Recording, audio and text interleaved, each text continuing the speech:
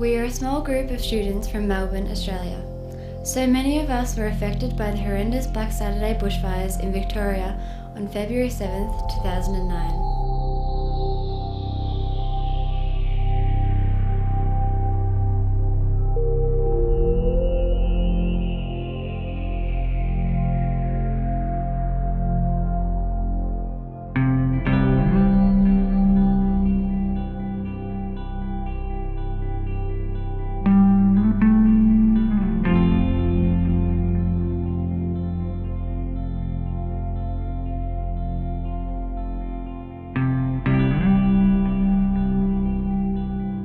Some of us lost houses, family and friends.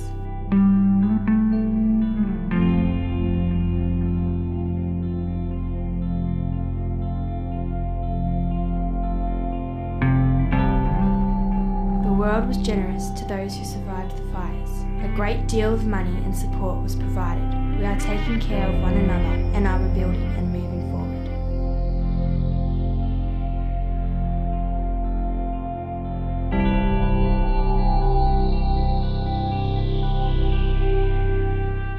We know our disaster is nothing compared to 30 years of war in Afghanistan, but it has helped us to understand and care for others.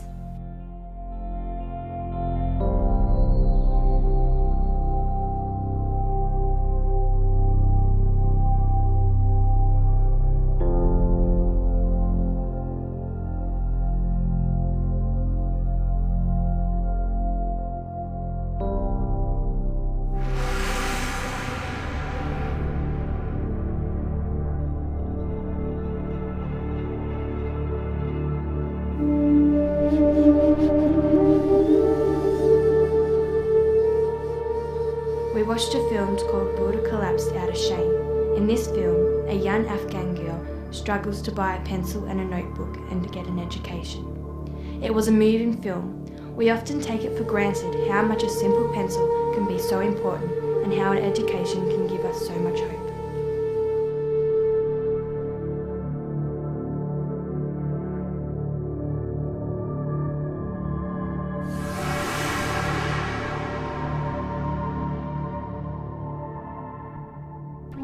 It started when we went with our mum to Afghanistan. She always told me she went to help people, but now I think back on it, how much was she helping? For all the good she did, in the end did it change anything?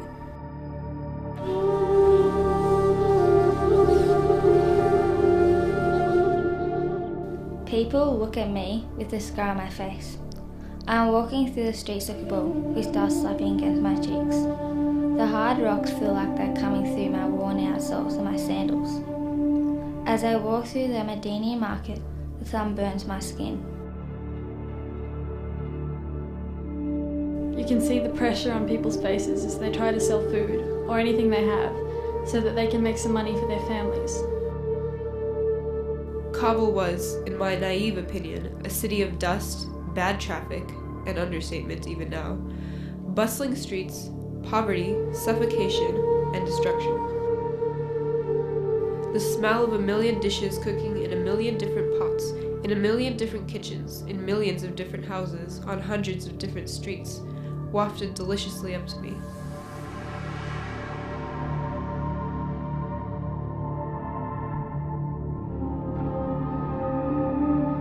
I do not see the helicopters that pass eerily over my school, the suicide bombings that tear apart our streets every so often, the rare shootings at night that startle me out of my dreams, the stray rocket that comes once in a blue moon, resounding in my head as I stitch up a hole in my long overcoat that I must wear on the streets.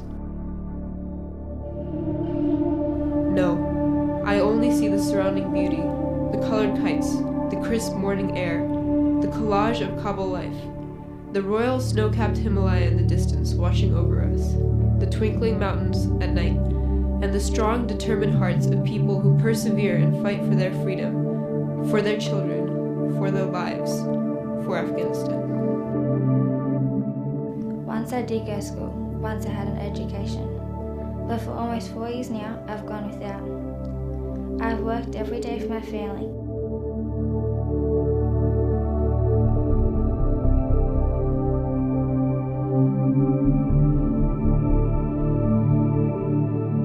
I wonder if I should be here or at school. Is this life enough for me? I'm young. I deserve a future.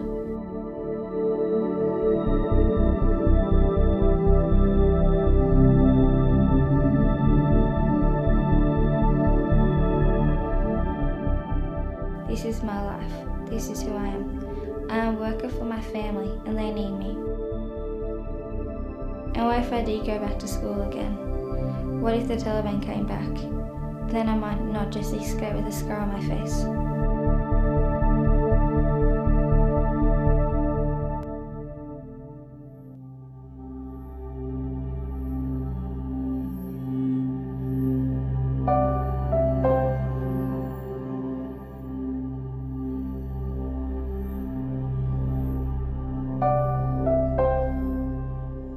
There is dirt on my face. I do not care about anything else in the world except for what I am writing. Many of us affected by Black Saturday felt a strong need to write down our experiences and share them with others. It has helped us to heal. Our hope too is that we can begin to share our stories to give hope to others and help each other rebuild our countries one community at a time.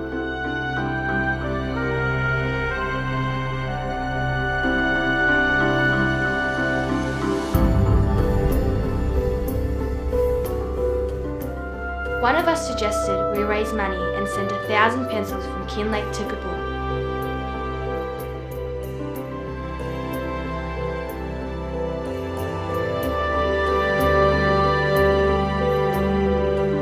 If you can write your stories, perhaps it will help others here better understand your plight.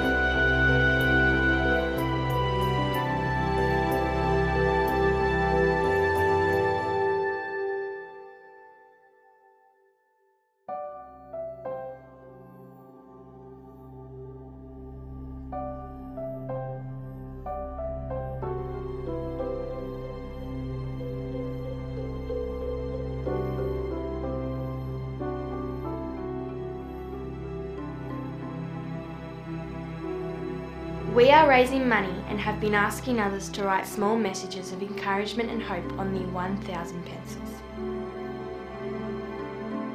We know it's only a small gesture, but we hope it just is a beginning.